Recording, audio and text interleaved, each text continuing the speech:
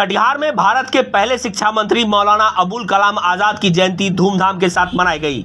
पुराना बाटा चौक, जिसका नाम वर्तमान में मौलाना अबुल कलाम आजाद चौक है, वहां राजद परिवार से जुड़े लोगों ने समारोह पूर्वक मौलाना अबुल कलाम आजाद की तस्वीर पर माल्यार्पण कर श्रद्धासुमन अर्पित की। इस मौके पर पूर्व शिक्षा राज्य मंत्री रामप्रकाश महतो ने इस चौक के नामकरण का पुराना इतिहास बताते हुए कहा कि नई पीढ़ी को मौलाना अबुल कलाम आजाद के किए गए कार्यों को जानना चाहिए। भारत के शिक्षा क्षेत्र में उनका योगदान उल्लेखनीय है, जिसे कभी भुलाया नहीं जा सकता। उन्होंने देश में नई शिक्षा नीति की आधारशिला रखी। वे सांप्रदायिक सौहार्द के प्रबल समर्थक थे। देश के प्रथम शिक्षा मंत्री के रूप में उन्होंने शिक्षा में धर्मनिरपेक्ष मूल्यों को प्रतिष्ठित किया और देश की एकता एवं अखंडता की हिमायत की। वे भारत विभाजन के प्रबल विरोधी थे। वे माउंटबेटन के साथ कई बैठक में भारत के विभाजन नहीं करने की बात कही, जिसे आज के युवा पीढ़ी को जानने की जरूरत है। वहीं राजद नेता हाजी शहबाज हसन टिंकू ने कहा कि इस देश के लोग महात्मा गांधी के बताए रास्ते पर चलते हैं। यही कारण है कि देश का मुसलमान महात्मा गांधी के बताए गए रास्तों पर चलने का संकल्प लिया, न कि मोहम्मद अली जिन्ना के रास्ते पर चलने का संकल्प लिया। लेकिन इसी देश में आज आलम यह है कि महात्मा गांधी के हत्यारे नाथूराम गोडसे को भी सम्मान दिया जा रहा है, जो कि शर्मनाक है। आप लोग सब कटिहार के नागरिक हैं। यहाँ एक गांजा गली हुआ करता था, 4 फीट की गली थी, और उसी समय आर प्रसाद डीएम ने इस पे निर्णय लिया।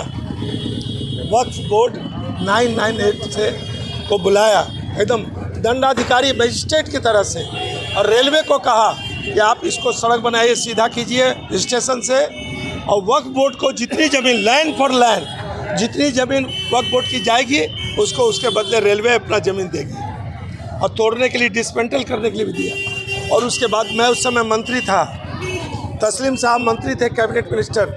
यहाँ हम लोगों ने वक्फ बोर्ड को धन्यवाद दिया कि शहर की सुंदरता में आपने एक बड़ा काम किया है। इसलिए उसी दिन मौलाना आज़ाद के नाम से इस चौक का नामकरण हुआ। अब बाटा चौक, लेकिन अभी भी मीडिया के साथी इसको बाटा चौक लिखते हैं। और भारत के प्रथम राष्ट्रपति जिन्ना ने विभाजन मांगा, इसका विरोध करने वाले देशभक्त मुसलमान, राष्ट्रवादी मुसलमान, आज़ादी की लड़ाई में अग्रणी भूमिका थी। उन्होंने कहा हम लोग नहीं जाएंगे, यहीं पले बड़े हैं, यहीं पढ़े लिखे, यहीं हम आंदोलन करके देश को आज़ाद कराएं, हमारा कफन दफन यहीं होगा।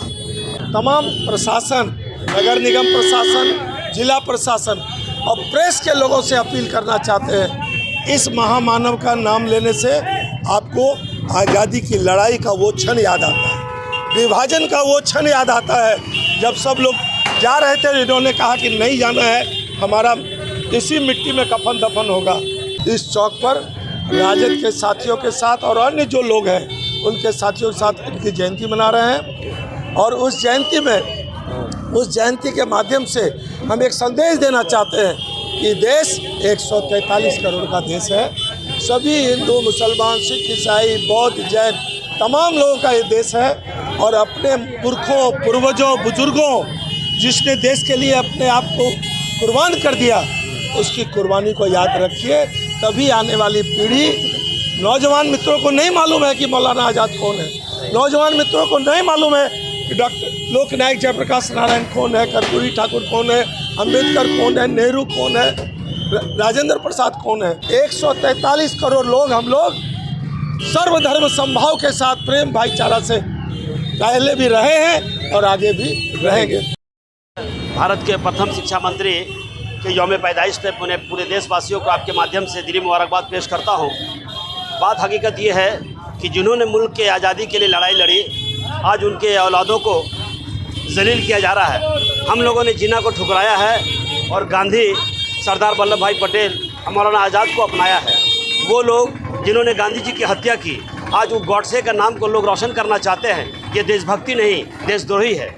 ऐसे लोगों के खिलाफ आज के दिन हम लोग संकल्प लेते हैं कि मुल्क की आज़ादी में जो हिस्सा लिया है, जिनके बाप दादाओं ने हिस्सा लिया, उनके औलादों को सम्मान देना है, और जिन्होंने देश के साथ गद्दारी किया उसके खिलाफ जंग जारी रहेगी। जय जी, आज सबसे पहले हम धन्यवाद देंगे यहाँ के जनसेवक, जननायक नेता डॉक्टर रामप्रकाश महतो जी को, जिन्होंने आज मौलाना जी का जो है जो पुराना नाम यहाँ स्थापित हुआ था कि मौलाना आज़ाद चौक है, हमारे देश के जो जिस समय बंटवारा हुआ था उस समय इन्होंने बहुत बड़ी भूमिका निभाई कि हम जिस देश से जाएंगे नहीं। देशवासियों को यह संदेश दिया था। आज इस नेता का जो है फिर से इस मौलाना आज़ाद चौक का नाम दोबारा हम लोगों को यहाँ जो है आप मीडिया साथी से भी हम अनुरोध करेंगे कि आज से इस चौक का नाम बाटा चौक नहीं मौलाना आज़ाद चौक। हम सभी कटिहार वासियों को कहेंगे कि आप जहाँ भी जाएंगे मौलाना आज़ाद चौक का नाम रोशन करेंगे, क्योंकि हमारे देश हित में जिन्होंने काम किया उसका नाम रोशन रहना चाहिए।